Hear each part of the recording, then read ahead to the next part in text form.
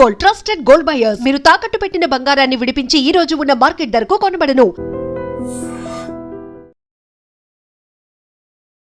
80వ స్వాతంత్ర దినోత్సవం జరుపుకుంటున్న ఈ తరుణంలో మన వీరులందరం తలుచుకుందాం. అందులో ముందుగా సుభాష్ చంద్రబోస్.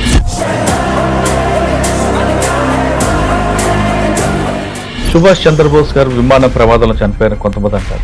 లాల్ బహదూర్ శాస్త్రి గారు చనిపోయారా, చంపేశారా? ఆ కార్యక్రమాన్ని కూడా సుభాష్ చంద్రబోస్ గారు వచ్చారు, మారువేషాలు అంటుంటారు.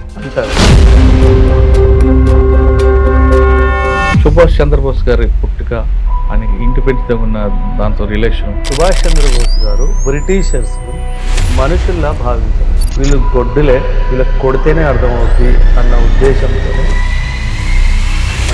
మేం భారత్కి స్వతంత్రం గాంధీతో భయపడి ఇవ్వలేదు,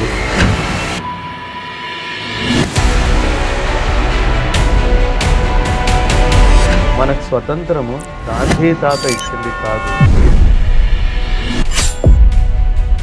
అసలు ప్రమాదమా కాదండి? ఆయన ఉన్న ఫ్లైట్ యాక్సిడెంట్ ఎందుకు?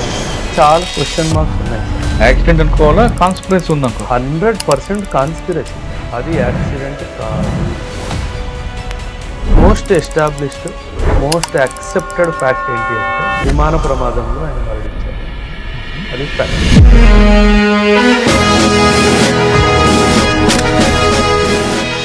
హిట్లర్తో ఆయనకున్న పరిచయం, కలవడం అని వాస్తవం అనేది.